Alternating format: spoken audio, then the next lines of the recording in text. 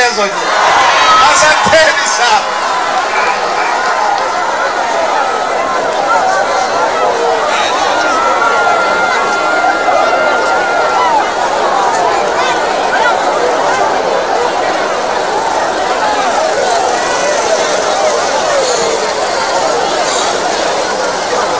Naomba niendelee.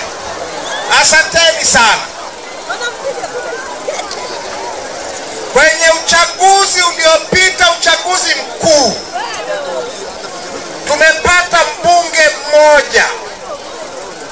Uchaguzi mkuu 2015 tulikuwa na wabunge 72. Kwa hiyo wakati ni sahihi kuwapongezeni watu wa Nkasi Kaskazini.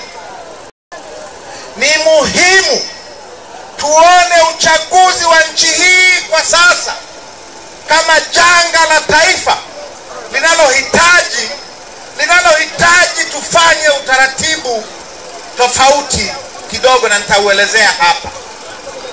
Sasa sio uchaguzi mkuu tu, uchaguzi wa vijiji.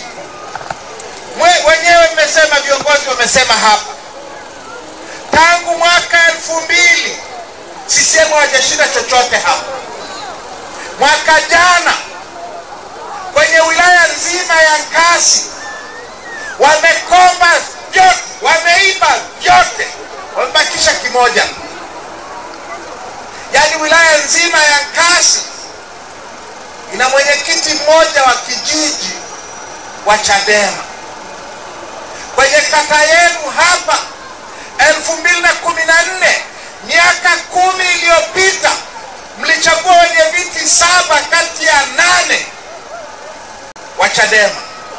Miaka 10 baadaye mnaambiwa wenu hawajui kusoma, hawajui kuandika majina yao, hawajui kuandika jina la chama chao. Uhuni mtupu. Uhuni mtupu. Miaka 10 iliyopita, hii sisi nchi nzima Chadema tulishinda vijiji 1754. Mwaka jana tumeshinda 97 kutoka 1754. Miaka 10 iliyopita tulishinda mitaa 980 ya mjini. Mwaka jana mitaa 36 tu. Kwa sababu gani?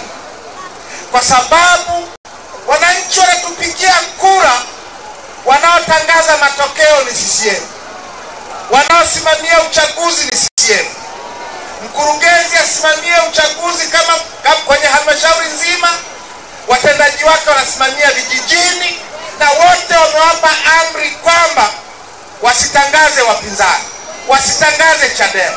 Kwa mnapoenda kupiga kura, mnaenda kufanya kazi bure.